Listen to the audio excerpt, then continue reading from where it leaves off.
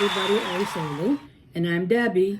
We're from the Normal Paranormal Group. And today is 5 Things Wednesday. And today we're going to be talking about curses. And this is not just about dolls or things like this. We're going to talk about the Winchester curse. We're going to talk about the Cubs curse. The Cub curse. We're going to talk about the curse of the Bambino. Yes, and we're going to talk about generational curses, and last but not least, we're going to talk about the curse of the Hope Diamond. Yes, there's so many things that have curses. I mean, who would think? We're not talking just like dolls or music boxes or material things, like big, powerful curses, not tiny curses. Yes, like one person to another. This is like huge. Yeah, I mean, look at, for instance, the Winchester house. Who would think? Yes, I was just watching it the other day and thought, okay, they said spirits told her to do this, and she believes that her family was cursed from medium psychics that she was seeing.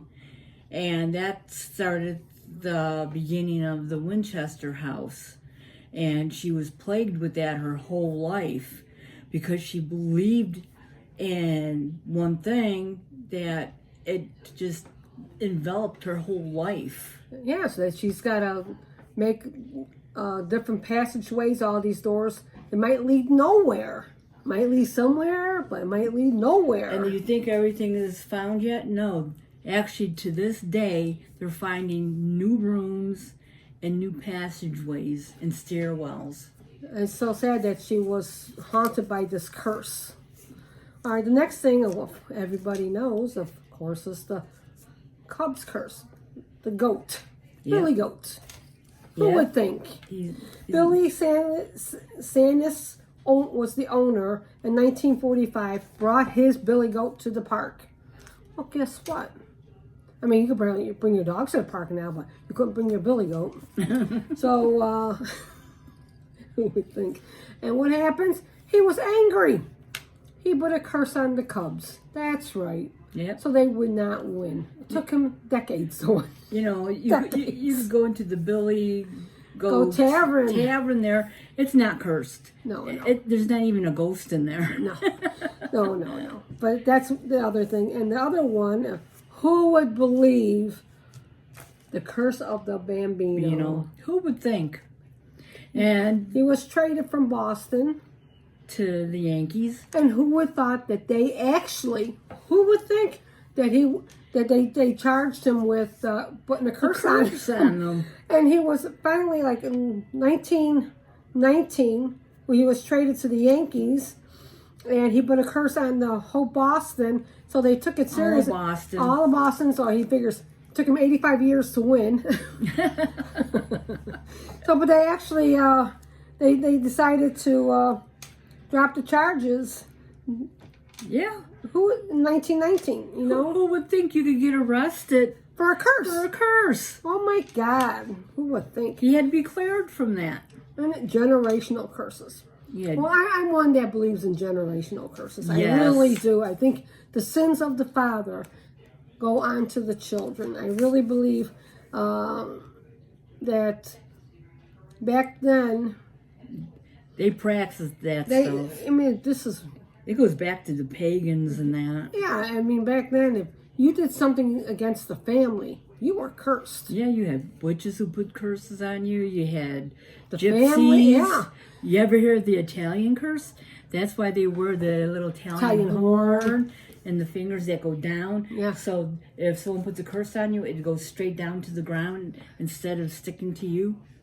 So it's crazy, but yeah, I believe in generational curses, and I think it takes a lot to break a generational curse. It really does. I'll post a prayer for that one. Yes, definitely. We'll post a prayer for that one.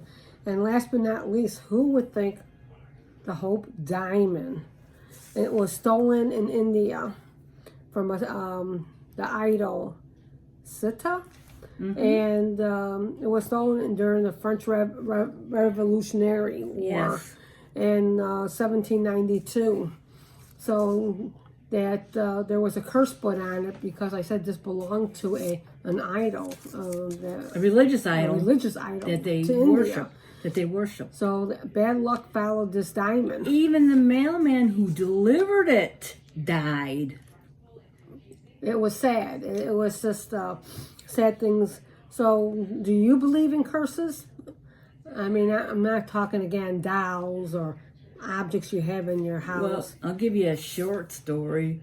My mother worked at the racetrack, and there was a gypsy woman there, and she got upset with my mother for something. I can't remember. And she said, I put a curse on you. And my mother laughed at her. So my mother won a lot of cash that night. And when the gypsy woman came back, my mother says, could you put another curse on me? And showed her the money. And the woman walked away mad. Yes, I really do believe there's people that can put a curse on you. But then it all depends on the individual if they believe in it. And they may believe that they're cursed. Well, we in our Italian side, there was curses, yes. And my mother's side, they practiced sort of like witchcraft. I would call it like witchcraft. Yeah. And my grandmother performed some things. Rituals that were on the negative side. Yeah. So, yeah, there's good and bad in everything. So, we had some bad in our life that we experienced and some good. Yes, we could say we experienced a lot of things in our life. It can't work on you unless you believe it. Right. And we did like, no. Yep. You could just put a shield around yourself. You could do anything. But sometimes I think some curses are just... I understand what they mean by generational curse, where it could follow you, because if you did something in your life, and that name will have a bad reputation, it will follow not just you, but your children and their children. Yep. So there's something to a name that has a curse on it. Even they had Valentino. He was a big actor in the 1920s and early 1900s, and silent films. Mm-hmm. And he had a ring that he bought, I think from a pawn shop or somewhere, and it caught his eye. And after buying that ring, shortly he died. And then the ring was left to his, I don't know, wife or girlfriend or whoever got the ring. And they made a movie about him. And they gave the actor who was playing Valentino the ring to put on, the actual ring. That night, he died. And they took the ring off, and they don't know where the ring is now. Yeah, so, be cautious when you're buying objects from a pawn shop. Especially jewelry. Jewelry holds a lot of energy. Energy, because why? You wear it, your rings, your earrings, your necklaces, and watches, especially watches. Has a lot of that person's energy. Eyeglasses. Something that is in contact with the human body. So think twice when you buy energy. Yeah, you think twice before you buy something like that. With that, I am Sandy. And I'm Debbie. We're from the Normal Paranormal Group. And please tell us, do you know anything that's haunted? I mean, not haunted, but has a curse on it? Is there curses in your family? Yeah, curses in your family. Until then, bye. Bye.